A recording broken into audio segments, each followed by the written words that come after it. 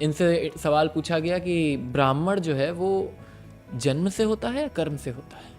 तो इनका जवाब है कि जन्म से होता है, कर्म से कैसे होगा? क्योंकि अगर कर्म से होगा, इनका लॉजिक भी है, बिना लॉजिक की बात नहीं करते, अगर कर्म से होगा तो वो आज अच्छा कर्म कर रहा है, कल बुरा कर्म कर रहा है, तो क्या आज ब्राह्मण और कल ब्राह्मण नहीं?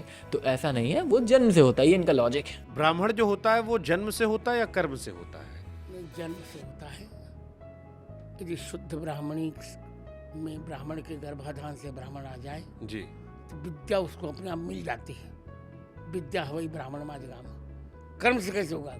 तब तो अनियंत्रित हो जाएगा। जी, एक दिन में व्यक्ति 4 कर्म करे तो चारों वर्ण हो जाएगा, क्या हो? जी।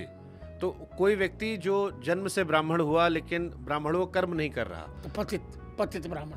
पहले तो मुझे एक बात बताओ, अगर वेदों के अनुसार या शास्त्रों के अनुसार ब्राह्मणों को कुछ प्रिविलेजेस दिए गए हैं, और प्रिविलेजेस उनको मैं इसलिए कह रहा हूँ क्योंकि बाकी जो वर्ण हैं उनको कुछ चीज़ें पढ़ने से वंचित किया गया है। आज की डेट में अगर कोई डिजर्विंग शूद्र है तो क्या वो वेद नहीं पढ़ सकता? क्या वो ब्राह्मण की रिस्पेक्ट नहीं पा सकता? क्या वो ब्राह्मण जैसा सर उठा के जी नहीं सकता? जाति का संबंध जन्म से नहीं, कर्म से होता है। व्यक्ति की जाति का निर्धारण उसका कार्यक्षेत्र करता है।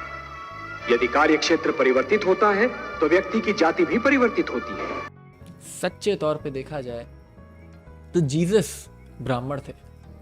जीसस इनसे बड़े ब्राह्मण थे, क्योंकि जो ब्रह्म हो जाए, जो ब्रह्म में लीन हो जाए, वो है ब्राह्मण।